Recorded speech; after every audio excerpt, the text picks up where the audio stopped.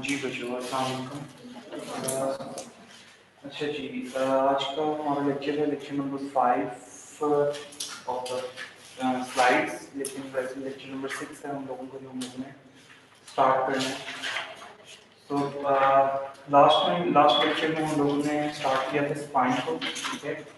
ऐसे ही स्पाइन को हम लोगों ने स्ट्रक्चरली डिवाइड किया था, ठीक है। स्पाइन की कर्व्स को देखा था कि what are the primary and secondary curves, what is the effect of gravity on the spine, ठीक है। ग्रेविटेशनल लाइन कहाँ से पास कर रही है और कौन कौन से मसल्स कॉन्ट्रैक्ट करके उसको सपोर्ट प्रोवाइड करें या स्टेबिलिटी प्रोवाइड करें, ठीक है। ऐसे ही पढ़ा कि नहीं? किसी ने भी नहीं पढ़ा? लेक्चर दिया नहीं था। अब अभी मैंने भेजी है रिकॉर्डिंग, पढ़ लीजिएगा एक दफा। So today we are going to conscious spine, ठीक है। जिसमें इम्पोर्टेंटली जो हम लोगों के मसल्स हैं, ठीक है, अफेक्टिंग द लंबर रीजन, ठीक है, which are maintaining the lordotic curves of your spine, that is the cervical curve and the lumbar curve, ठीक है। तो लंबर रीजन के और सर्वाइकल रीजन के ऊपर जो जो मसल्स हमारे काम कर रहे हैं, ठीक है, और जो प्राइमरी एक्शन उनका है, एक तो प्राइमरी एक्शन है कि what they are going to perform, ठीक है। And the second one is the stability, ठीक है, कि स्टेबलाइजिंग फंक्शन क्या है उन मसल्स का, ठीक है। तो उसके लिए टेबल है, ठीक है, टेबल को हम लोग पढ़ लेते हैं। तो first one is rectus abdominis, ठीक है। लंबर रीजन के मसल्स का मैं सबसे पहले बता रहा हूँ। तो सबसे पहला कौन सा मसल है? रेक्टस एब्डोमिनस, ठीक है। इसका प्राइमरी फंक्शन क्या है कि जब भी ये बायलेटरली दोनों साइड्स के ऊपर होता है, ठीक है, just to out your xiphoid process of the sternum, ठीक है। हम सिंपली जिसको कहते हैं कि ये जो सिक्स पैक्स मसल्स हैं या एट पैक मसल्स हैं, ये एक्चुअली रेक्टस एब्डोमिनस का बनता है, ठीक है। सो जो रेक्टस एब्डोमिनस है बायलेटरली अगर ये कॉन्ट्रैक्ट करता है तो ये एक्चुअली आपकी ट्रंक को बेंड करवाता है, फ्लेक्शन में लेके जाता है। So this is the prime function of the rectus abdominis. अगर हम लोग इसका स्टेबलाइजिंग फंक्शन देखें, ठीक है, तो स्टेबिलिटी कैसे प्रोवाइड करता है? It provides stability of the pelvis against the anterior rotating forces, ठीक है। pelvis को स्टेबलाइज करता है, ठीक है, against the anterior rotation. anterior rotation का मतलब क्या है कि सिंपली जब अब देखो ये जो आपके pelvis है, ठीक है, ये इन बिटवीन है, between the lower extremity and above with the lumbar region और द एब्डोमेन, ठीक है। रेक्टस एब्डोमिनस किसका मसल है? आपके एब्डोमेन का मसल है। जब भी मैं लिम्ब की कोई फ्लेक्शन मूवमेंट परफॉर्म करवाऊंगा, अपने हिप की क्या मूवमेंट परफॉर्म करवाऊंगा?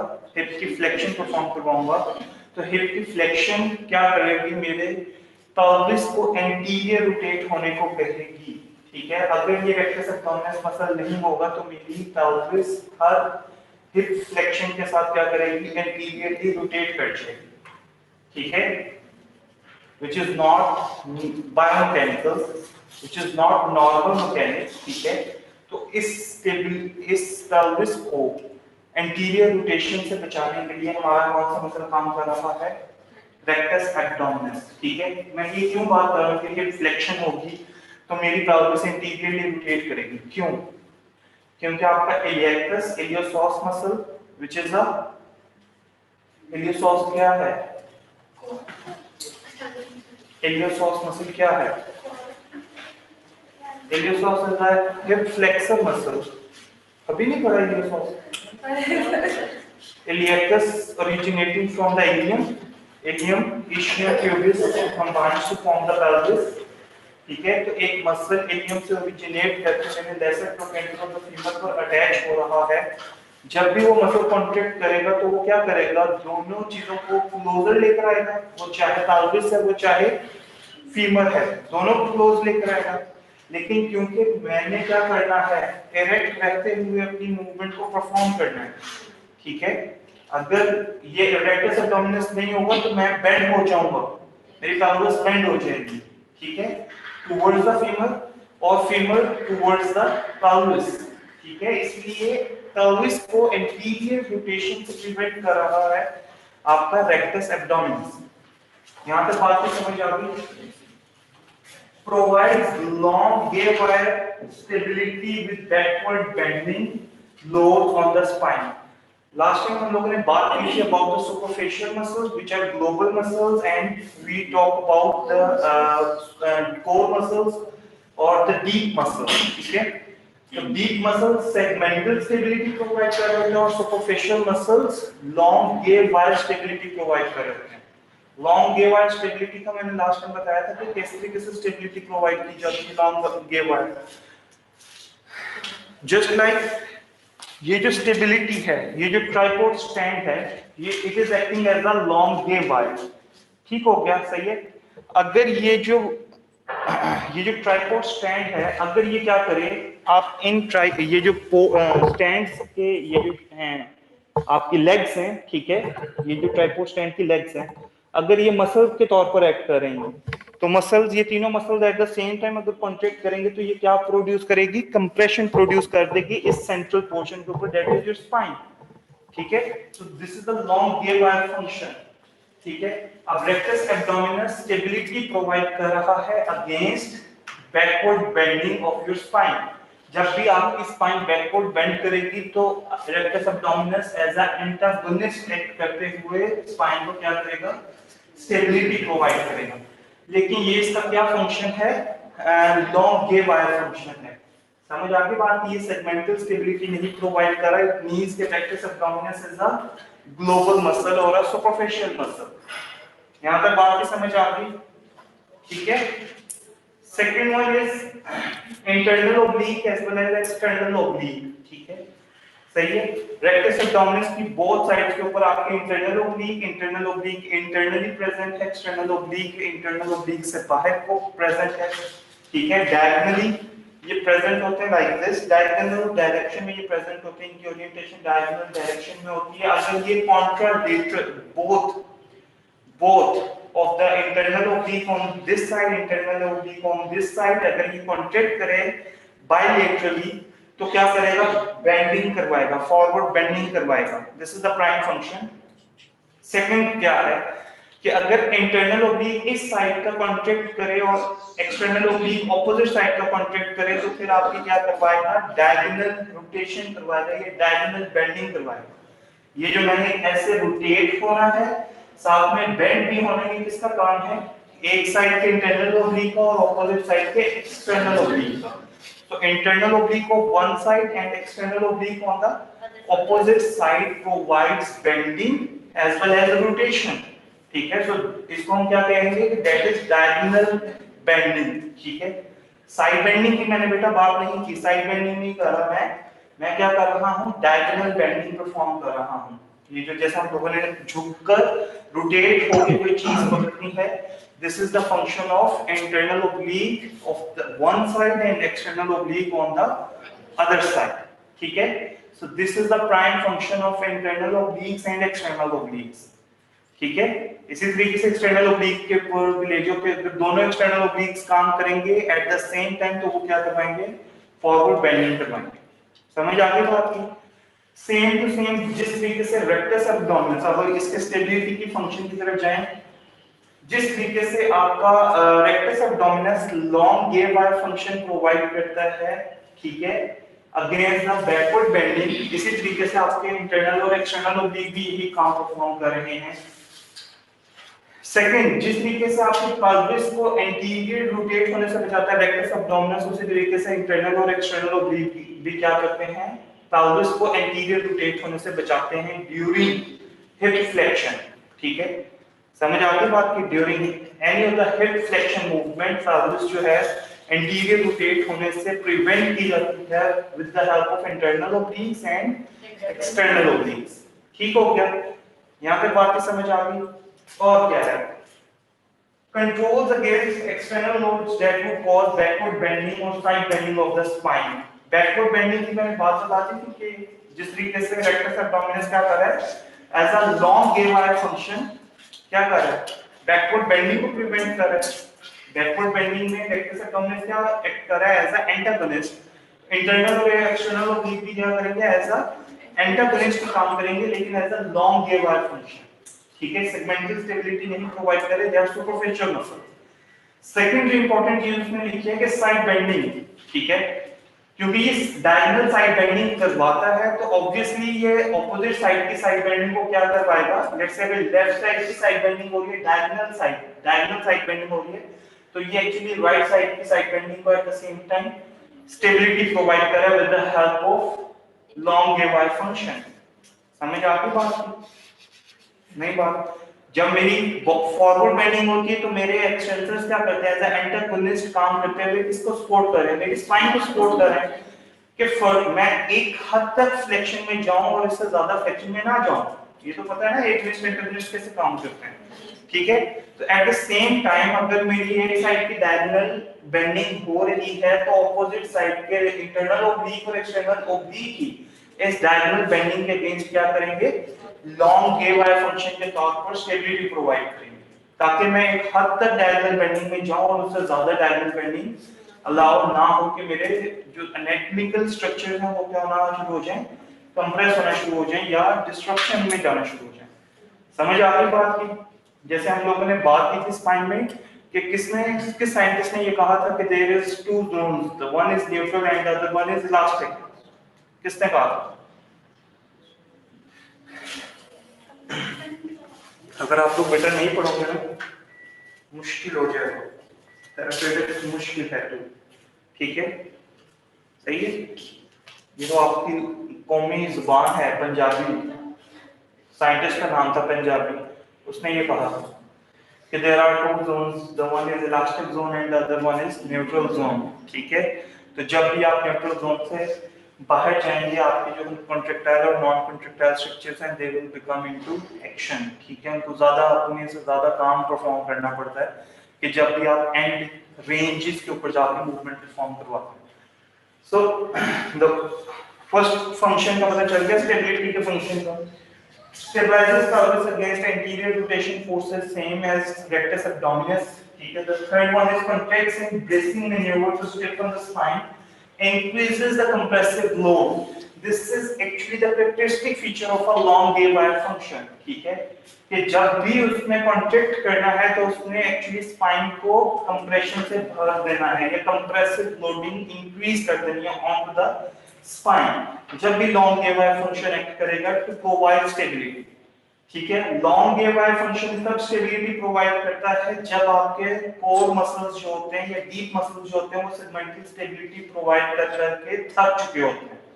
ठीक है, तब क्या करता है आपका लॉन्ग गे वायर फंक्शन या आपके superficial muscles they come into action and provide the stability, but this stability provided by the long guy wire muscles, ठीक है, it is at a disadvantage।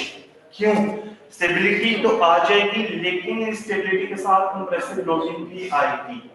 ठीक है, और लास्ट में मैंने बताया था कि अगर स्पाइन का कोई भी एक segment out of the alignment हुआ तो यही कंप्रेसिव लोडिंग आपकी पूरी स्पाइन को बकल ही कर देगी उस एक सेगमेंट की वजह से, क्योंकि ये कंप्रेसिव ये जो लॉन्ग गे वायर फंक्शन है ये इतनी ज्यादा कंप्रेशन को इंक्रीज कर देता है। समझ आ गई बात की? सिंपल सी बात है बेटा, आप किसी 5 to 6 ब्रिक्स पाइल अप करो और उसके ऊपर चढ़ो।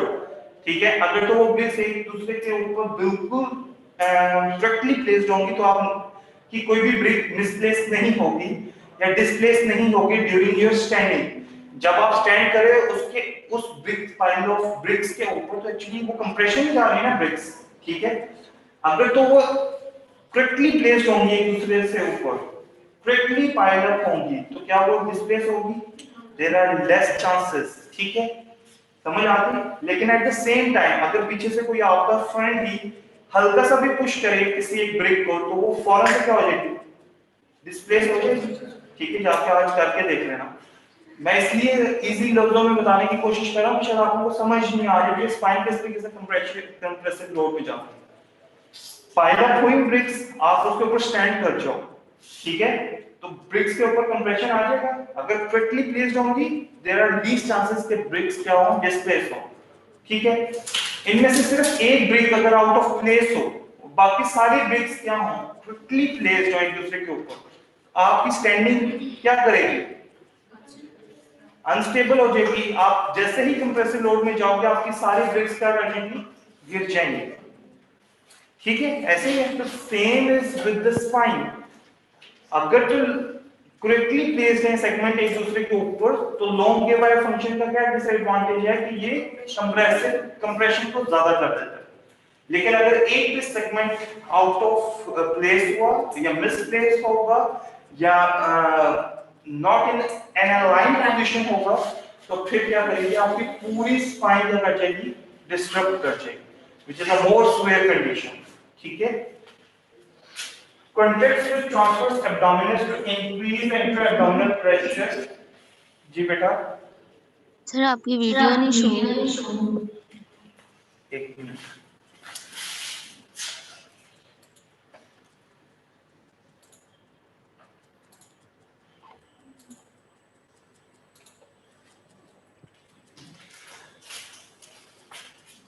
लास्ट इंपॉर्टेंट फंक्शन क्या है, स्टेबलाइजिंग फंक्शन क्या है कि it will contract along with transverse abdominis to increase the intra-abdominal pressure, ठीक है, as well as to provide the tension on the thoracolumbar fascia।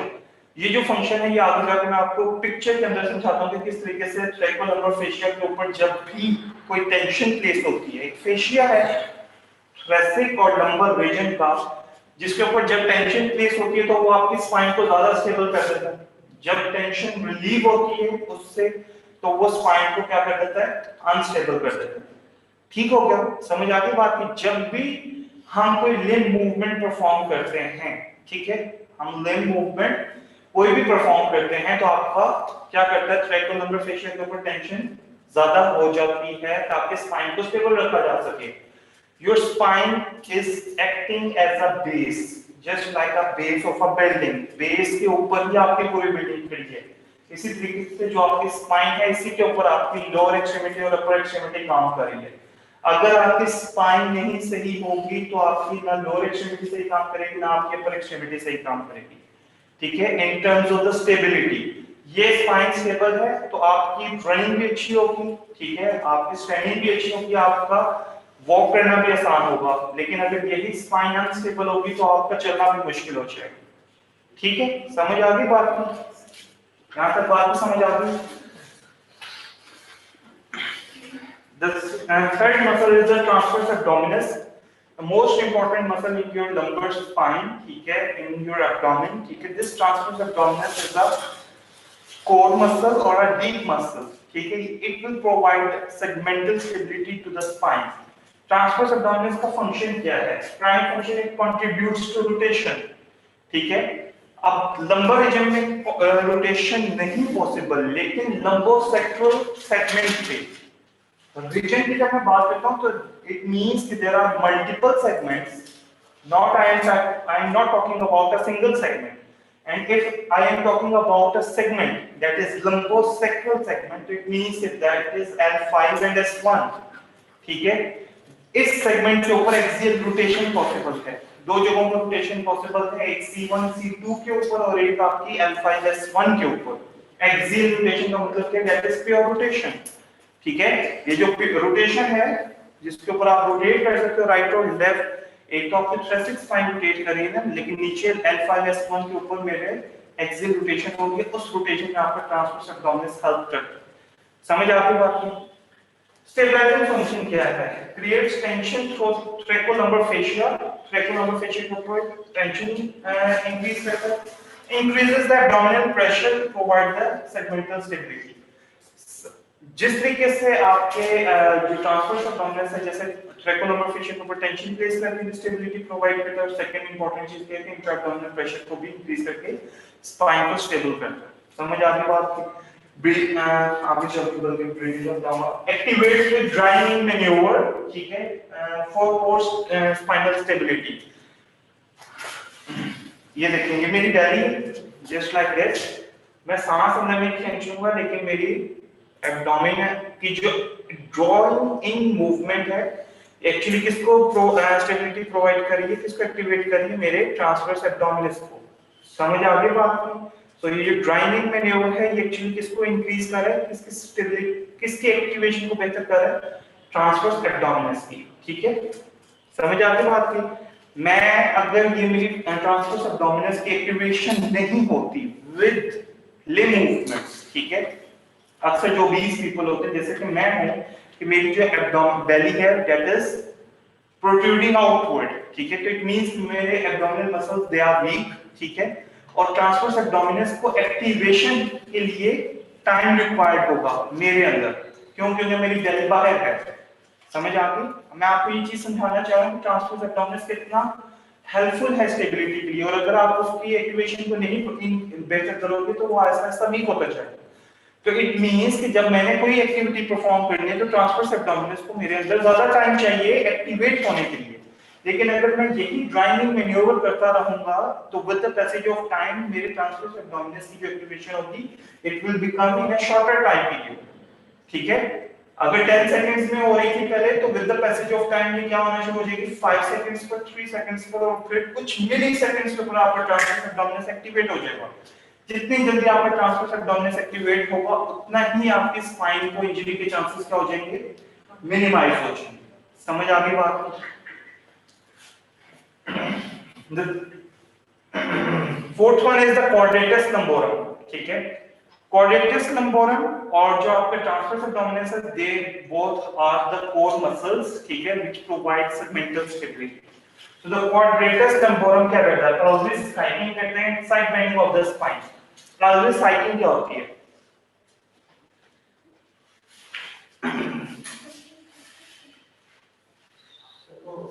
एक साइड से जो pelvis like this, ये देखिए मेरे pelvis को देखना बेटा,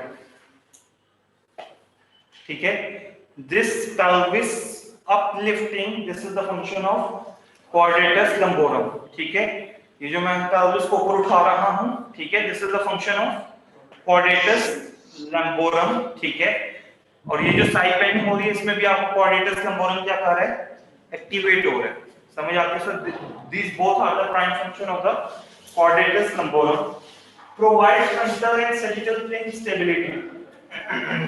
frontal plane और sagittal plane क्या होगा, sagittal plane this plane is, ये जो forward bending है और backward bending है, this is the plane of sagittal, ठीक है, and this side bending, this is the plane of frontal, ठीक है। तो sagittal और frontal plane में जो stability provide कर रहा है that is your quadratus lumborum, spine को stable रखता है, simple सी बात है। stabilizes ribs against pull of diaphragm during inspiration, ठीक है, आपके ribs को क्या करता है, स्टेबल रखता है ड्यूरिंग डायफ्रामेटिक पुल। जब भी आप इंस्पायर करते हो तो आपका डायफ्राम मोर डूम शेप से किसकी तरफ जाता है, लेस डूम शेप की तरफ, ठीक है। इसका मतलब क्या है कि जो आपका डायफ्राम थोरेसिक केज की तरफ डूम शेप है, जैसे ही वो लेस डूम होना शुरू होगा या फ्लैटन होना शुरू होगा तो वो एक्चुअली आपके इंट्रा एब्डोमिनल कंटेंट्स को क्या करेगा, पुश करेगा, लाइक दिस। ये जो डायफ्राम है it is like this here, जैसे मैं सांस लूंगा डायफ्राम क्या करना शुरू करेगा, ऐसे पुश होना शुरू होगा, ठीक है, फ्लैटन होना शुरू होगा। ये इसकी कॉन्ट्रैक्टाइल स्टेज है। ये जो इंस्पायरेशन में जो डायफ्राम फ्लैटन हो रहा है ये इसकी कौन सी स्टेज है, कॉन्ट्रैक्टाइल स्टेज है। डायफ्राम कॉन्ट्रैक्ट कर रहा है, ठीक है, एक्सपायरेशन में रिलैक्स करता है, ठीक है, इंस्पायरेशन में कॉन्ट्रैक्ट करता है। जैसे ही ये डायफ्राम फ्लैटन होने की कोशिश करेगा, जो मेरे इंट्रा एब्डोमिनल कंटेंट्स हैं ना, इंट्रा एब्डोमिनल कंटेंट्स जीआईटी सारी पड़ी हुई है, तो ये क्या करेगा, उनको पुश करेगा टुवर्ड्स द एब्डोमिनल वॉल, ठीक है। और जितना ही आप जैसे ही एब्डोमिनल वॉल की तरफ आपके क्या होंगे, इंट्रा एब्डोमिनल कंटेंट्स पुश होंगे, तो क्या एब्डोमिनल वॉल इतनी इलास्टिक है कि वो इसको अकोमोडेट कर सके, ऑब्वियसली नहीं, ठीक है। तो फिर क्या होगा कि आपका इंट्रा एब्डोमिनल प्रेशर क्या होना शुरू हो जाएगा, राइज होना शुरू हो जाएगा। और जैसे जैसे इंट्रा एब्डोमिनल प्रेशर राइज होगा तो it will provide the stability to your spine. समझ आती बात। These fibers provide segmental stability to the lumbar vertebra। दो किस्म के फाइबर्स होते हैं, एक लेटरल फाइबर्स होते हैं, ठीक है, और एक डीप फाइबर्स होते हैं। तो अगर ज्यादा कोई डिस्टिंक्शन पूछे तो इसका मतलब क्या है कि जो quadratus lumborum है वो सुपरफिशियल मसल के तौर पर भी एक्ट करता है, वो कोर मसल के तौर पर भी एक्ट करता है। Lateral fibres they are working as a superficial muscle और जो आपके ये हैं D fibres and they are working as a core muscle. समझ आ गई बात या नहीं आई? यहां तक बात समझ आती है? मल्टीफिडर्स, ठीक है, ये जितने भी पहले जितने भी मसल्स थे जहां तक आपके ट्रांसवर्स एब्डोमिनस तक, ये इंटीरियर एब्डोमिनल वॉल के मसल्स हैं। क्वाड्रिलेटरस लंबोरम साइड का मसल है और the last one is multifidus, back का मसल है, एक्सटेंसिव मसल है। स्पाइनल एक्सटेंशन करवाता है, स्पाइन के एक्सटेंशन करवाता है, बैकवर्ड बेंडिंग करवाता है एंड कॉन्ट्रालेटरल रोटेशन करवाता है, ठीक है। कॉन्ट्रालेटरल रोटेशन का मतलब क्या होता है? यस, कॉन्ट्रालेटरल ऑपोजिट साइड की रोटेशन करवाएगा। जब यहां पर कॉन्टैक्ट होगा राइट साइड पर तो एक्चुअली रोटेशन किस साइड की करवाएगा? ऑपोजिट साइड की करवाएगा। समझ आ गई बात की? सो stabilizes spine against flexion। obviously जो लंबर स्पाइन की फ्लेक्शन होगी उसमें आपके एक्सटेंसर्स क्या करेंगे? एज अ एंटागोनिस्ट काम करेंगे और स्टेबिलिटी प्रोवाइड करेंगे, ठीक है। And rotation movements and contralateral side flexion movement, ठीक है। रोटेशन में भी स्टेबिलिटी प्रोवाइड करेगा और कॉन्ट्रालेटरल साइड फ्लेक्शन में भी स्टेबिलिटी प्रोवाइड करेगा। This is it's stability function. provides core stability and segmental stiffness। जितने भी इसके डी फाइबर्स हैं वो क्या करेंगे? segmental stability provide करेंगे, ठीक है। activated with the drying in and bracing maneuvers for spinal stabilization। bracing maneuver क्या होता है? आपने अक्सर बूढ़े लोगों को बेल्ट लगाए हुए देखते हैं, ठीक है, लो बैक पेन के लिए। लो बैक पेन के लिए आप बेल्ट लगाओ, लो बैक पेन खत्म हो जाएगी। क्यों? क्योंकि एक्चुअली ब्रेसिंग मैन्यूवर है, आप ब्रेस अप कर रहे हो। जैसे ही आप बेल्ट टाइट करके लगाते हो तो एक्चुअली आप इंट्रा-एब्डोमिनल प्रेशर को क्या कर रहे होते हो? राइज कर रहे होते हो। जैसे इंट्रा-एब्डोमिनल प्रेशर आपकी बेल्ट की वजह से राइज करता है, आपकी स्पाइन में स्टेबिलिटी आ जाती है, सपोर्ट मिल जाती है आपकी स्पाइन। समझ आ गई बात की? तो आपका जो मल्टीफिडस है, it is an extensor muscle, it also provides segmental stability. तो आप देखो अल्लाह ताला ने आपकी इंटीरियर साइड के ऊपर भी, आपकी लेटरल साइड के ऊपर भी और आपकी बैक साइड पर भी लंबर पे क्या रखी हुई है? सेगमेंटल स्टेबिलिटी रखी हुई है। नाउ ये हमारी है, हमारे ऊपर जिम्मेदारी है हमें इसको किस तरीके से एक्टिवेट रखना है, ठीक है। ऑब्वियसली जो फिजिकल एक्टिविटी परफॉर्म करता होगा उसमें उसके ये तीनों साइडों के मसल्स क्या करेंगे? एक्टिवेट रहेंगे, ठीक है, सही है। और उसको अपने लॉन्ग गियर वायर फंक्शन को इतना इस्तेमाल नहीं करना पड़ेगा या उसको अपने सुपरफिशियल मसल्स को इतना इस्तेमाल नहीं करना पड़ेगा टू गेट अ स्टेबिलिटी। यहां तक बात की समझ आ गई, ठीक है। Here are some muscles, ठीक है। ये जो सामने ये रेक्टस एब्डोमिनस है, ठीक है। This one is outer surface के ऊपर हो तो external oblique है, internal surface के ऊपर हो तो deltoid है, internal oblique, ठीक है। And this muscle is transverse abdominis, ठीक है। तो ये these are all anterior muscles of the abdomen। ये जो ब्लू कलर का आपको इसमें नजर आ रहा है ये सारा ट्रैकोलम्बर फेशिया है। ये क्या है? सारा ट्रैकोलम्बर फेशिया है। एक्चुअली यहाँ पर दिखाया गया है, दिस इज द वर्टिब्रा, ये स्पाइनस प्रोसेस है, ये स्पाइनल केनाल है, ये वर्टिब्रल बॉडी है और ये ट्रांसवर्स प्रोसेसेस है। एक्चुअली क्या कर रहा है ये ब्लू कलर का सारा नेटवर्क ये क्या कर रहा है? इसके साथ अटैच है, स्प्लाइनिंग का अटैच है एक वर्टिब्रा के साथ। इसी तरीके से इसके ऊपर जितने भी वर्टिब्रा पाइल अप हो जाएंगे उनके साथ भी अटैच होगा, ठीक है। So that's why thoracolumbar fascia is providing stability, providing segmental stability to the spine, ठीक है। जब भी ट्रैकोलम्बर फेशिया के ऊपर स्टिफनेस होगी, टेंशन प्लेस होगी, thoracolumbar fascia in return spinal stability provide करेगा, सेगमेंटल स्टेबिलिटी प्रोवाइड करेगा।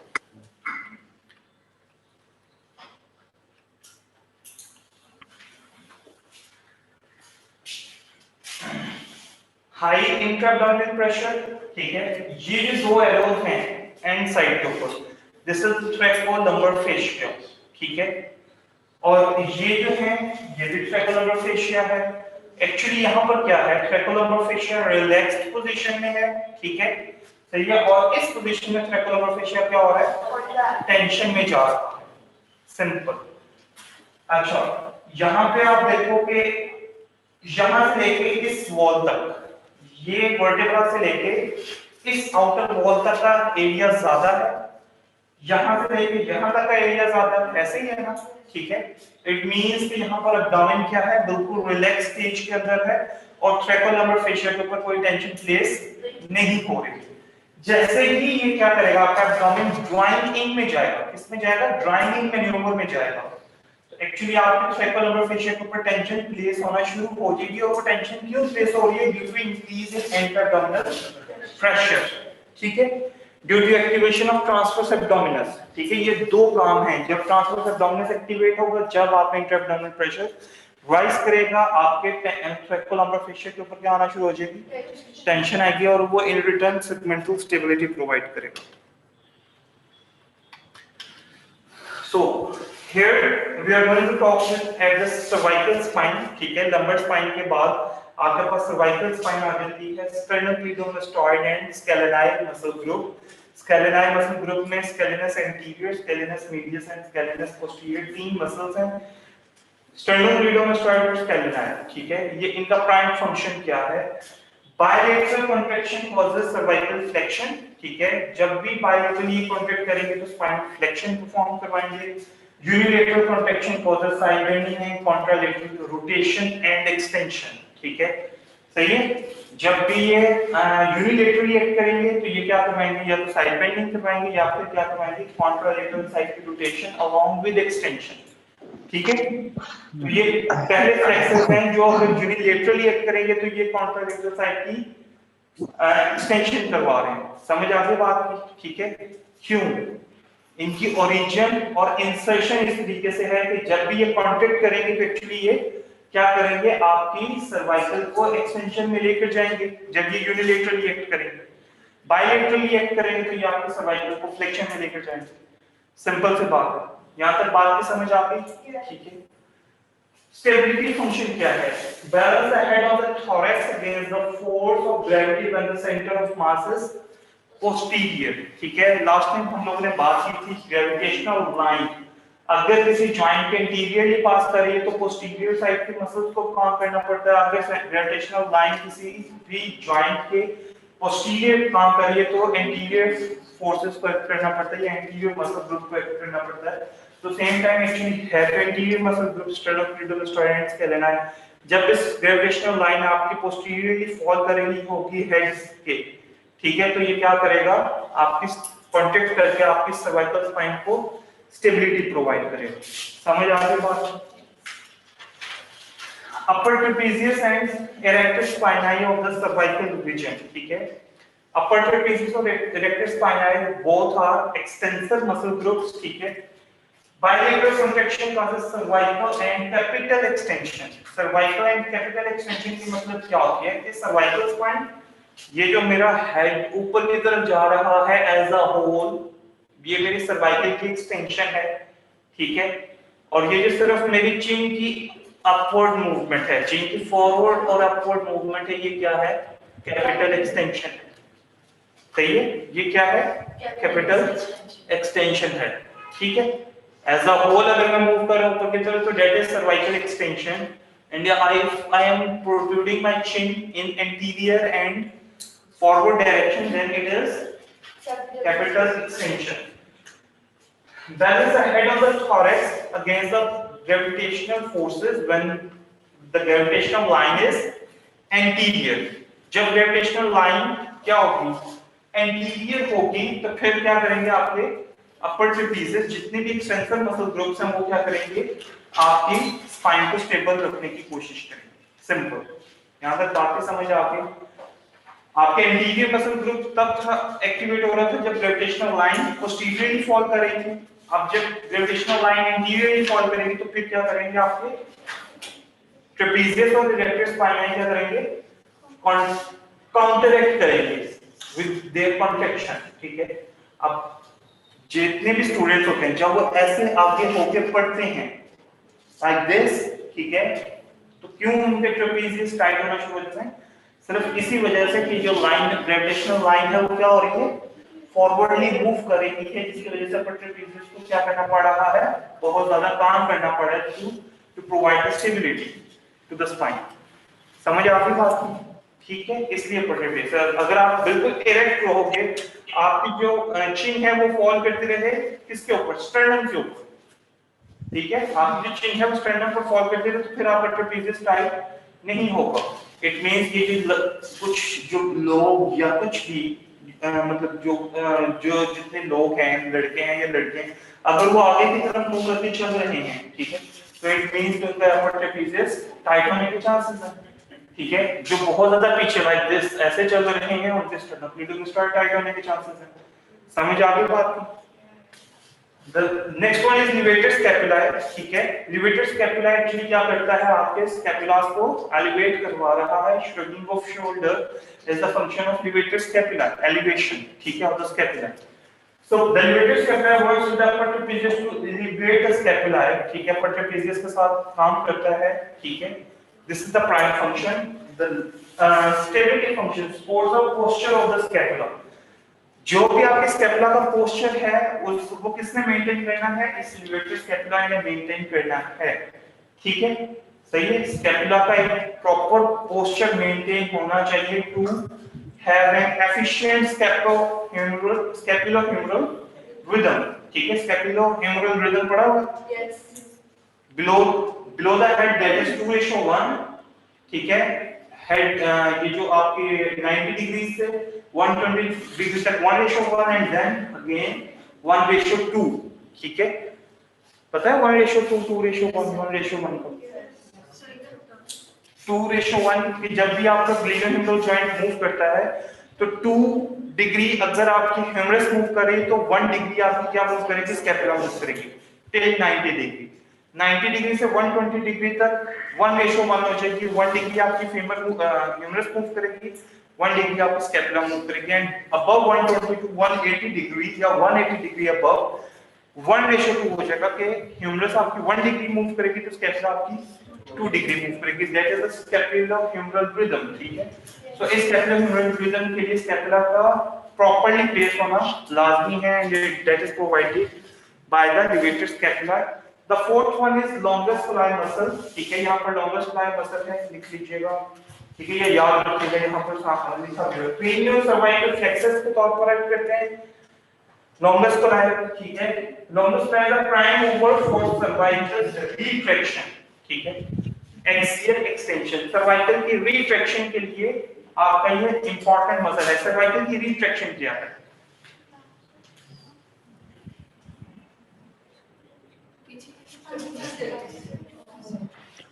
Backward movement. बैकवर्ड आप इसमें ये कह सकते हो कि चिन की बैकवर्ड मूवमेंट या चिन की ड्राइंग इन।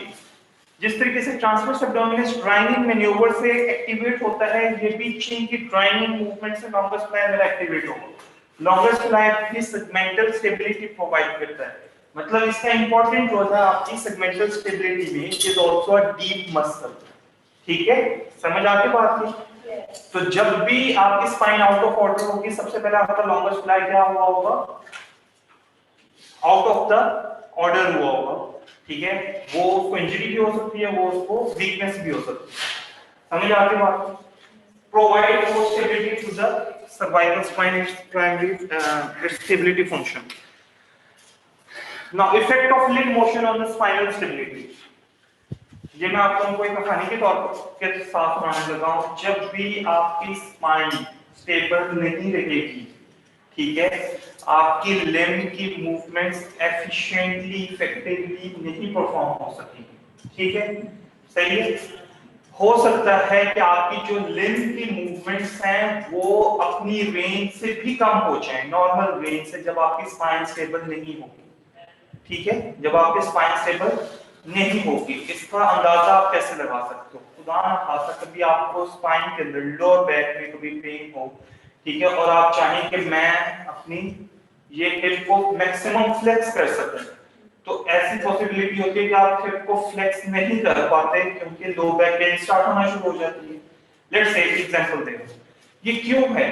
क्योंकि आपकी स्पाइन स्टेबल नहीं है। जब तक आपके स्पाइन को एडिक्वेट स्टेबलाइजेशन नहीं मिलेगी, आपकी लिम्ब की मूवमेंट्स एक तो परफॉर्म नहीं हो पाएंगी, पेनफुल होंगी कंडीशन, ठीक है, और इसके अलावा आपकी रेंज ऑफ मोशन या डिग्रीज जो है वो क्या हो सकती हैं, कम हो सकती हैं as compare to the normal, ठीक है। So adequate stabilization of your spine, whether it is lumbar spine, whether it is cervical and thoracic spine for the upper extremity, lumbar spine for the lower extremity, it is essential कि आप adequate stability provide करो आप अपनी spine को। अपर extremity में move करना है तो आपके सर्वाइकल और थोरैसिक को स्टेबल होना चाहिए। लंबर लोअर एक्सट्रीमिटी में मूव करना है तो आपकी लंबर स्पाइन को स्टेबल होना चाहिए। समझ आ गई बात की? अब इस यहाँ पर एक एग्जांपल उन्होंने दी हुई है, stabilization of the pelvis and lumbar spine by the abdominal muscles against the pull of the iliopsoas muscle is necessary during active hip flexion to avoid increased lumbar lordosis and anterior shearing of the vertebra। जो मैंने पहले बात की थी कि जब भी आपकी हिप फ्लेक्शन में जाएगी तो आपकी जो pelvis है एंटीरियरली रोटेट करेगी। इस एंटीरियर रोटेशन को प्रिवेंट करने के लिए अल्लाह ताला ने क्या रखे हैं, रेक्टस एब्डोमिनस रखा हुआ है, इंटरनल ओब्लिक रखा हुआ है, एक्सटर्नल ओब्लिक रखा हुआ है, ट्रांसवर्स एब्डोमिनस रखा हुआ है। मैंने यहां तक कहानी सुनाई थी, ऐसे ही है। अब जो वो यहाँ पर एक्सप्लेन करना चाह रहे हैं वो क्या एक्सप्लेन करना चाह रहे हैं कि इन केस अगर rectus abdominis internal oblique external oblique stability provide नहीं करेंगे तो क्या होगा, आपकी pelvis मैक्सिमम एंटीरियरली रोटेट कर जाएगी जितना वो कर सकती है। एंटीरियर रोटेशन के बाद क्या होगा, आपकी लंबर स्पाइन लॉर्डोसिस में जाना शुरू हो जाएगी। वैसे तो नॉर्मल लॉर्डोसिस कर्व है, नॉर्मल कर्व भी लॉर्डोसिस होता है लंबर स्पाइन के, लेकिन एग्जैजरेशन हो जाए लॉर्डोसिस से तो it is also painful condition, it is also pathological condition, ठीक है। तो जैसे ही लंबर लॉर्डोसिस की लॉर्डोसिस ज्यादा हो, एग्जैजरेशन में जाए, ठीक है, तो क्या होगा कि वर्टिब्रा एक दूसरे के ऊपर शेयरिंग फोर्स अप्लाई करना शुरू कर देंगे। शेयरिंग फोर्स क्या है, दिस फोर्सेस, ठीक है, ये जो फ्रिक्शनल फोर्स आ रही है किसी भी दो सरफेसेस के against, that is a sharing force, ठीक है, सही है। तो ये जो वर्टिब्रास होंगे इनमें क्या होना शुरू हो जाएगी, लंबर स्पाइन के जितने भी वर्टिब्रास हैं इनमें शेयरिंग फोर्स अप्लाई होना शुरू हो जाएगी, ठीक है। समझ आ गई बात की? तो अल्लाह ताला ने किसी स्पाइन के स्ट्रक्चर को अगर बनाया ही नहीं है शेयरिंग फोर्स को रेजिस्ट करने के लिए, तो क्या शेयरिंग फोर्स उसके लिए फायदेमंद होगी? नहीं होगी। Obviously it will be injurious to that spinal region. समझ आ गई बात की? कहते हैं अगर आपके स्पाइनल मसल्स जितने भी आपके कोर मसल्स हैं, ठीक है, ये वर्क कर रहे हैं, ठीक है, to make you stand for some time period, for a longer time period, ठीक है, it means के वो कुछ देर के बाद क्या होना शुरू हो जाएंगे, फटीग होना शुरू हो जाएंगे। क्यों? क्योंकि कोर मसल्स में पहली बात तो ये टाइप 1 मसल फाइबर्स की प्रोपोर्शन ज्यादा होती है। टाइप 1 मसल फाइबर्स कौन से होते हैं? which are resistant to fatigue। भूली हुई ये सारी थेरेपीज। टाइप 1 में पढ़ी नहीं, टाइप थेरेपीज में पढ़ी है। Type 1 muscle fibres, type 2A, type 2B are less resistant to fatigue, they are intermediate resistant to A, and the more resistant to fatigue are type 1, more resistant to fatigue, type 2B least resistant to fatigue and intermediate resistant to A। तो जिसमें type 1 या muscle fibre ज्यादा होंगे वो क्या करेंगे actually, जिसमें type 1 muscle fibres की प्रोपोर्शन क्या होगी, ज्यादा होगी, उनमें फटीग होने के चांसेस कम हैं। लेकिन ये नहीं था कि फटीग होंगे ही नहीं।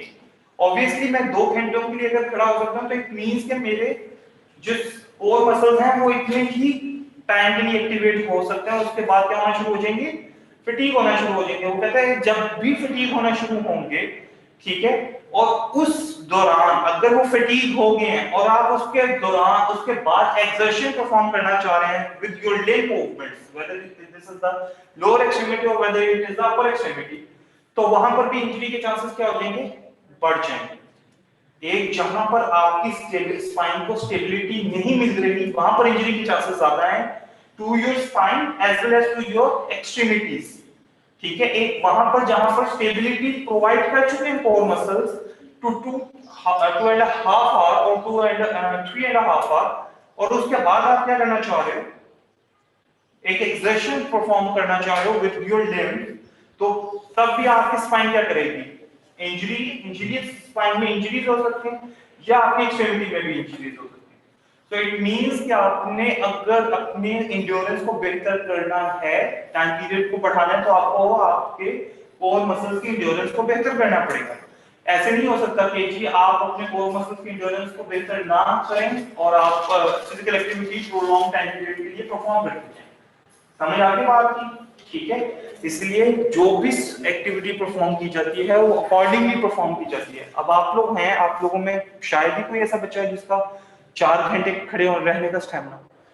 खड़े रहना इज समथिंग एल्स, ठीक है, with proper stability with proper activation of core muscles, ठीक है। वैसे तो कोई भी बंदा खड़ा हो सकता है। जब आप थकना शुरू होते हो तो फिर क्या करना शुरू करते हो? या आप लेफ्ट साइड के ऊपर बेंड होना शुरू हो जाते हो या आप राइट साइड के ऊपर बेंड होना शुरू हो जाते हो, ठीक है।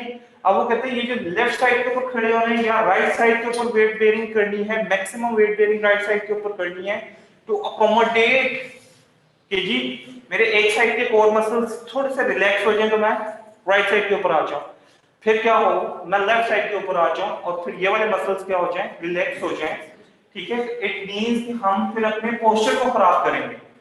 तो जैसे जो बंदा ज्यादातर राइट साइड के ऊपर खड़ा होता है बेंड होके, ठीक है, या लेफ्ट साइड के ऊपर खड़ा होता है, मैक्सिमम वेट अपने दोनों साइड्स के ऊपर बेयर नहीं करता, उनमें क्या आना शुरू हो जाती है, पोस्चरल चेंजेस आना शुरू हो जाती है। और वो पोस्चरल चेंजेस फिर ज्यादा क्या होती है, एक तो पेनफुल होती है, ठीक है, दूसरा आपकी जो नॉर्मल गेट पैटर्न है वो क्या हो जाता है, खराब होना शुरू हो जाता है, ठीक है। समझ आ गई बात? Effects of breathing on the posture and stability, ठीक है। सेम टू सेम जैसे मैंने पहले बात कही कि जैसे ही आप इंस्पायरेशन करते हो आपका इंट्राअब्डोमिनल प्रेशर इंक्रीज करता है। क्यों? स्टेप बाय स्टेप याद रखना है। इंस्पायरेशन होगी तो क्या करेगा, मेरा जो डायफ्राम है it will become less Doom shape, from Doom shape it will become flattened, और जैसे ही डायफ्राम फ्लैटन होगा डायफ्राम इंट्रा एब्डोमिनल कंटेंट्स को आउटर वॉल की तरफ, एब्डोमिनल वॉल की तरफ पुश करेगा। क्योंकि एब्डोमिनल वॉल अलाउ नहीं करती है, एब्डोमिनल वॉल में इलास्टिसिटी नहीं है, ठीक है, तो फिर क्या करेगी, आपका एब्डोमिनल एक क्लोज चैम्बर है, आपका इंट्राअब्डोमिनल प्रेशर क्या होना शुरू हो जाएगा, इंक्रीज होना शुरू हो जाएगा, ठीक है। सेरेब्रोस्पाइनल फ्लूइड पड़ा हुआ है, यस, सेरेब्रोस्पाइनल फ्लूइड भी एक क्लोज चैम्बर के अंदर है, ठीक है। वेंट्रिकल्स, ठीक है, right and left ventricle, third and fourth ventricle उससे होता हुआ आपके सब ड्यूरल स्पेस में रन करता है। अगर यही सेरेब्रोस्पाइनल फ्लूइड का वॉल्यूम ज्यादा होना शुरू हो जाए तो यही सेरेब्रोस्पाइनल फ्लूइड क्या करना शुरू कर देगा, रप्चर कॉज करना शुरू कर देगा एट वेरियस साइट्स, ठीक है। क्लोज चैम्बर में कोई भी चीज होगी वो क्या होना शुरू हो जाती है, अगर वो इंक्रीज हो रही है किसी भी वजह से तो वो रप्चर कॉज करेगी, ठीक है, वहां पर रप्चर कॉज करेगी। लेकिन यहाँ पर इंट्राअब्डोमिनल प्रेशर इंक्रीज होके स्पाइन को क्या कर रहा है, स्टेबिलिटी प्रोवाइड कर रहा है। समझ आ गई बात की?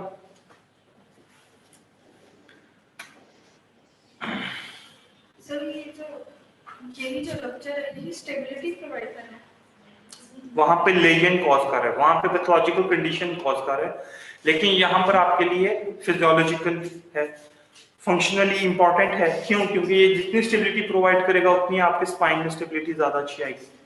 डिफरेंस बता रहा हूँ कि एक जगह पे क्लोज चैम्बर जो है वो क्या कर रहा है, पैथोलॉजिकल कंडीशन कॉज कर सकता है ना, कि वहां पर जब सेरेब्रोस्पाइनल फ्लूइड ज्यादा होता है तो वो आपको क्या कर सकता है, आपको रप्चर कर सकता है कहीं पर भी, ठीक है। लेकिन जहां पर आपका जितना मर्जी एब्डोमिनल प्रेशर इंक्रीज हो जाए रप्चर नहीं होगा, ठीक है। It will provide greater and greater stability to the spine, ठीक है।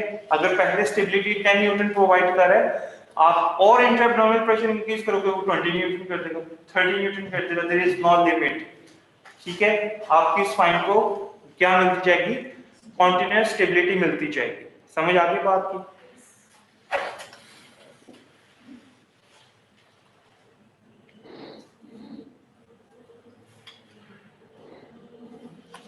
Now, here it is again, diaphragm, downward movement, ठीक है, इंट्राअब्डोमिनल प्रेशर, ये देखिए ये मेरे इंटरएब्डोमिनल कंप्रेंट्स हैं, ठीक है, जिन्होंने यहाँ पर पुश करना है, लेकिन जो मेरी एब्डोमिनल वॉल है वो एक हद तक अलाउ करेगी कि खुल सके, लेकिन उसके बाद क्या होगा, मेरी एब्डोमिनल वॉल की तरफ से कॉन्टिन्यूस ब्रेक आएगा, स्टॉप कर देगी वो इंटरएब्डोमिनल कंप्रेंट्स को कि वो प्रेशर पुश करे।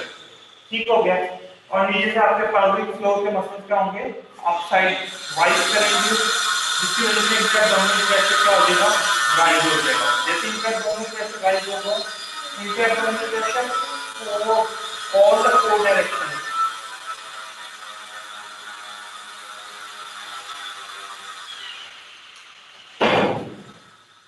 इंटरएब्डोमिनल pressure all the four directions में क्या करेगा, प्रेशर को इंक्रीज करेगा। तो इट मींस उसकी स्टेबिलिटी फोर डायरेक्शंस में बढ़ानी, ठीक है, समझ आ गई बात। और जितनी डायरेक्शन, जितनी आपकी थ्री डायमेंशनल स्टेबिलिटी बढ़ेगी, उतनी आपकी एक्टिविटी बेहतर रहेगी। यहां तक बात के समझ आ गई है। एटियोलॉजी ऑफ पेन, ठीक है, स्पाइन की एटियोलॉजी क्या है, स्पाइनल पेन की क्या कॉज है। सबसे पहली कॉज क्या है, effect of mechanical stress, the most important factor in causing spinal pen.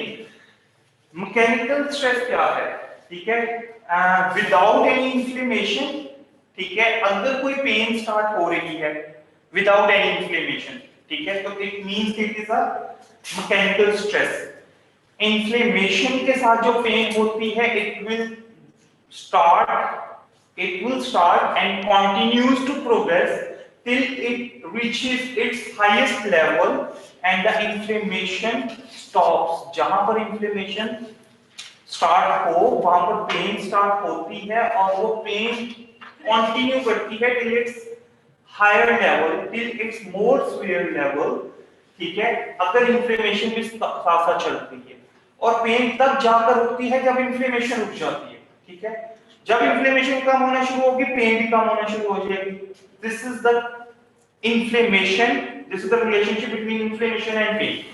Now if we relate mechanical stress with the pain, ठीक है, mechanical stress का पेन के साथ क्या रिलेशन है, कि कोई मैकेनिकल स्ट्रेस पेन को इंक्रीज कर देगा, तो कोई दूसरा मैकेनिकल स्ट्रेस पेन को क्या कर देगा, रिलीव कर देगा, ठीक है।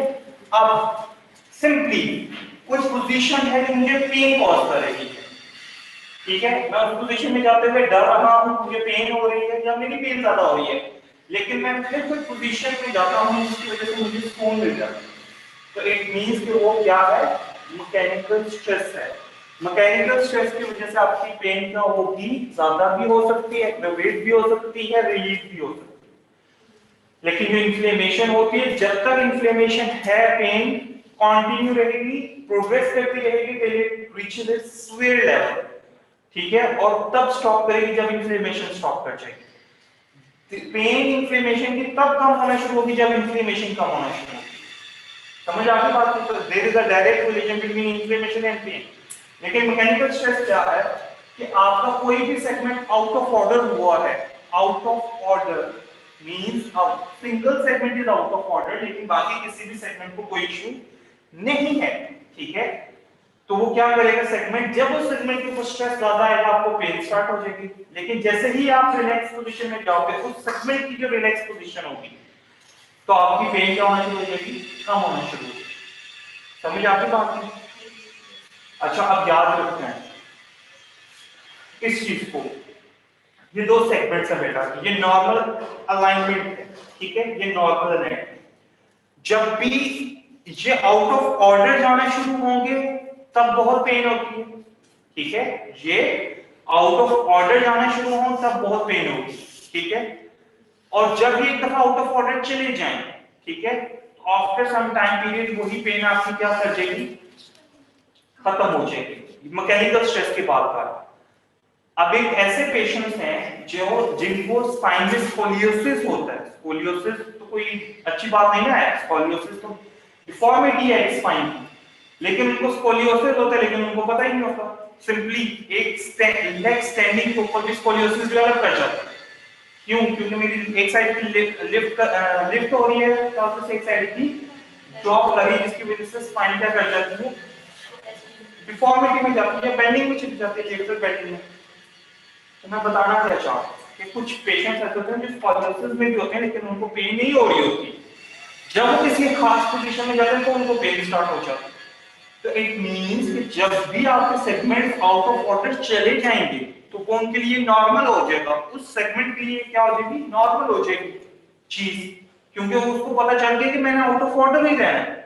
अब जब वो पेशेंट आएगा किसी भी वजह से आपके पास और आपको आके पता चलेगा कि अच्छा इसका तो ये सेगमेंट आउट ऑफ ऑर्डर है, आप उसको करेक्ट करने की कोशिश करोगे तब भी उसको पेन होगा, ठीक है।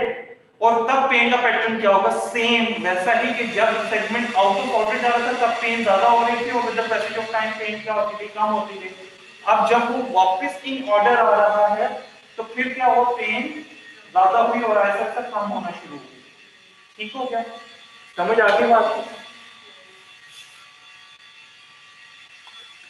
Effect of inbuilt postural support from trunk muscles, ठीक है। आपके ट्रंक मसल्स, कोर मसल्स अगर स्टेबिलिटी प्रोवाइड नहीं कर रहे, ठीक है, सही है, आपके पोस्चरल मसल्स, कोर मसल्स को आप पोस्चरल मसल्स भी कह सकते हो, ठीक है। आपके जितने भी मसल्स हैं जो आपके पोस्चर को इरेक्ट रखे हुए हैं, अगर वो स्टेबिलिटी प्रोवाइड नहीं कर रहे तो भी क्या होगा, आपकी स्पाइन में पेन स्टार्ट हो जाएगी। सिंपल सी बात है। अब वो स्पाइन में पेन कैसे स्टार्ट होगी, ऑब्वियसली जब मेरे कोर मसल्स काम नहीं करेंगे तो ऑब्वियसली मेरे किन मसल्स को काम करना पड़ेगा, सुपरफिशियल मसल्स को। सुपरफिशियल मसल्स क्या कैसे स्पाइन स्टेबिलिटी देते हैं, with the help of compressive forces, with high compression. और जैसे जैसे हाई कंप्रेशन होगा वैसे वैसे क्या होगा, मेरे सेगमेंट्स के आउट ऑफ ऑर्डर में जाने के चांसेस ज्यादा हो जाएंगे, मिसप्लेस होने के चांसेस ज्यादा, डिस्प्लेस होने के चांसेस ज्यादा हो जाएंगे। तो इट मींस कि जितना आपके मसल्स स्टेबिलिटी देंगे उतना आप ठीक रहोगे, आपके मसल्स फटीग होंगे, आपके मसल्स में इंपेयरमेंट आएगी, उतने ही ज्यादा आपकी मैकेनिकल पेन स्टार्ट हो सकती है। Now there are two types of weaknesses. The one is stretch weakness and the other one is tight weakness. ठीक है, जो मसल्स कॉन्टिन्यूअस इलॉन्गेशन में रहेंगे वो मसल्स आफ्टर सम टाइम क्या कर जाएंगे, स्ट्रेच वीकनेस में चले जाएंगे, वीक होना शुरू हो जाएंगे कॉन्टिन्यूअस इलॉन्गेशन में जो मसल रहेंगे, ठीक है। जो मसल कॉन्टिन्यूअस शॉर्टनिंग में रहेंगे वो भी मसल वीक होंगे, कभी भी वो स्ट्रांग नहीं होंगे। याद रखिएगा, एक मिसकंसेप्शन पाया जाता है कि जो टाइट मसल्स हैं, जो मसल्स टाइट हैं उनमें स्टेबिलिटी ज्यादा है, वो सिर्फ कुछ खास लोगों के लिए होती है, एक खास डिजीज के लिए हम उसको कहते हैं कि ये जो टाइटनेस है ये ज्यादा अच्छी है। वो क्या चीज है, आप लोगों ने पढ़ा होगा स्ट्रेचिंग के चैप्टर के अंदर, सिलेक्टिव स्ट्रेचिंग। पैरालिसिस के पेशेंट में हम हैमस्ट्रिंग्स को अलाउ कर देते हैं जितना टाइट होना हो जाओ, क्यों, क्योंकि वहां पर हम उस टाइटनेस से एक्चुअली उस पैरालाइज पेशेंट के लिए क्या ले रहे हैं, स्टेबिलिटी ले रहे हैं, सपोर्ट ले रहे हैं। मतलब अब हम वहां उस पैरालाइज पेशेंट के भी हैंड्स को स्ट्रेच करें, नहीं इनकी लेंथ को मेंटेन होना चाहिए। क्यों मेंटेन होना चाहिए भाई, वहां पर वो जितना टाइट होगा उतनी स्टेबिलिटी प्रोवाइड करेगा। ताकत की बात नहीं मैं कर रहा, मैं क्या कर रहा हूं, स्टेबिलिटी की बात कर रहा हूं। उसका खड़ा होना आसान हो जाएगा, जहां पर उसके ग्लूटियस मैक्सिमस मीडियस सारे वीक हुए हैं, पैरालाइज्ड हुए हैं। लेकिन एक ऐसा इंडिविजुअल, नॉर्मल इंडिविजुअल है जिसमें हैमस्ट्रिंग टाइट हो रहा है, तो ऑब्वियसली वो उसकी क्या है, टाइट वीकनेस है, ठीक है। आप सबको पता है लेंथ टेंशन रिलेशनशिप का, इस चीज को याद रखना है कि दिस लिट्स एक मसल की जो ऑप्टिमल लेंथ है वो इतनी है, ऑप्टिमल लेंथ। आप सबकी एनाटॉमिकल पोजीशन है ना, इसी तरीके से हर मसल की एक ऑप्टिमल लेंथ है। अगर एक मसल अपनी ऑप्टिमल लेंथ से कांटेक्ट करेगा तो मैक्सिमम कांटेक्ट करेगा, अगर मसल अपनी ऑप्टिमल लेंथ से इलॉन्गेट रही तो वो उसकी क्या हो जाएगी, स्ट्रेच वीकनेस हो जाएगी। अब वो कांटेक्ट करेगा इतना सा, तो क्या इस कॉन्ट्रैक्शन में और इस कॉन्ट्रैक्शन में डिफरेंस है, ऑब्वियसली है। इतनी कॉन्ट्रैक्शन मैक्सिमम फोर्स प्रोड्यूस करेगी और इतनी contraction 10 to 15% contract force produce करेगी। सेम टू सेम, अगर एक मसल की ऑप्टिमल लेंथ इतनी है और वो टाइट हो जाता है, इतनी पोजीशन पर आ जाता है, तो अब भी वो कॉन्ट्रैक्ट होना चाहेगा तो वो कितना कॉन्ट्रैक्ट हो सकेगा, बहुत थोड़ा सा कॉन्ट्रैक्ट हो सकेगा। यहां पर भी उसकी कॉन्ट्रैक्टाइल फोर्स क्या हो गई है, कम हो गई है as compared to from the optimal length. Optimal length में उसके पास बहुत अच्छी डिस्प्लेसमेंट होती है एक मसल की, जितनी डिस्प्लेसमेंट होती है वो उतना अच्छा फोर्स प्रोड्यूस करती है। समझ आ गई बात की? Effect of impaired muscle endurance, ठीक है। एक हमने बात की थी कि इम्पेयरमेंट इन पोस्चरल मसल्स, ठीक है। एक क्या है कि आपके जो मसल्स हैं इनमें एंड्योरेंस कम हो जाए, ठीक है। सही है, आप खड़े होना चाह रहे हो 3 घंटों के लिए, लेकिन आपकी कोर मसल्स हैं वो आपके पोस्चर को स्टेबल रख सकते हैं फॉर 1.5 आवर, ठीक है। आपकी एंड्योरेंस कम हो जाएगी। जैसे ही आप 1.5 आवर के बाद जितनी देर भी खड़े होगे वो आपकी एंड्योरेंस तो कम खत्म हो गई, ठीक है। उसके बाद क्या होगा, आपके कोर मसल्स लीस्ट वर्क कर रहे होंगे और आपके सुपरफिशियल मसल्स ज्यादा वर्क कर रहे होंगे। जब सुपरफिशियल मसल्स ज्यादा वर्क करेंगे तब भी मैकेनिकल स्ट्रेस के चांसेस बढ़ जाएंगे। समझ आ गई बात? और पेशेंट को स्पाइनल पेन कॉज करेगा। Now the pain syndromes related to impaired posture. एक होता है postural fault, ठीक है। जब आप मैनुअल थेरेपी पढ़ोगे 7th सेमेस्टर में, तो उसमें कैल्टनबॉर्ड ने कहा हुआ है अबाउट पोजिशनल फॉल्ट, ठीक है। पोजिशनल फॉल्ट का या पोस्चरल फॉल्ट का मतलब क्या है कि पूरे स्ट्रक्चर में कोई डिफरेंस नहीं, लेकिन कोई एक सेगमेंट जो है वो आउट ऑफ ऑर्डर है, that is a postural fault और अ पोजिशनल फॉल्ट, ठीक है। आप उसको करेक्ट करोगे तो वो वापस अपनी जगह पर आके बिल्कुल ठीक हो जाएगा, ठीक है। समझ आ गई? That is a postural fault और a positional fault. Postural pain syndrome क्या है? It refers to the pain that results from mechanical stresses when a person maintains a faulty posture for a prolonged period. Prolonged time period के लिए patient अगर अपने गलत posture को maintain करता है तो उसकी वजह से जितनी पेन होगी उसको क्या कहेंगे? पोस्चरल पेन सिंड्रोम कहेंगे, ठीक हो गया? The pain is usually relieved with activity.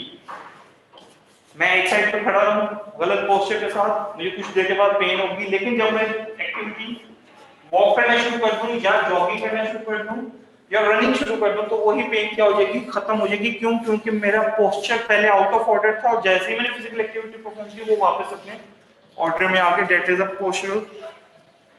postural dysfunction is different from the postural pain syndrome in that in postural dysfunction there is a permanent dysfunction, ठीक है।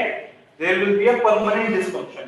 Postural pain syndrome में तो simply ये था ना कि आउट ऑफ ऑर्डर था in one position and in other position it will get in order. लेकिन postural dysfunction में क्या है? there will be a adaptive shortening of some muscles, जैसे scoliosis है, अगर वो डेवलप कर गया है तो ऑब्वियसली वो पोस्चरल डिसफंक्शन है, वो डिसेबिलिटी है, ठीक है, वो डिफॉर्मिटी है, ठीक है। तो ये उसको अब डिफॉर्मिटी से निकलने के लिए आपको क्या करना पड़ेगा? रिहेबिलिटेट करना पड़ेगा, मैनेज करना पड़ेगा। चलिए, ये जो कॉमन फॉल्टी पोस्चर्स हैं ये हम लोग नेक्स्ट लेक्चर के अंदर पढ़ेंगे, क्योंकि इसमें आपके पास फाल्विक लंबर रीजन की है और इसमें आपके पास सर्वाइकल रीजन की है। क्योंकि मैंने सेक्शन बी को भी इकट्ठे पढ़ा है, आप लोगों को भी इकट्ठे पढ़ाऊंगा, ठीक है, जितने भी फॉल्टी पोस्चर्स हैं।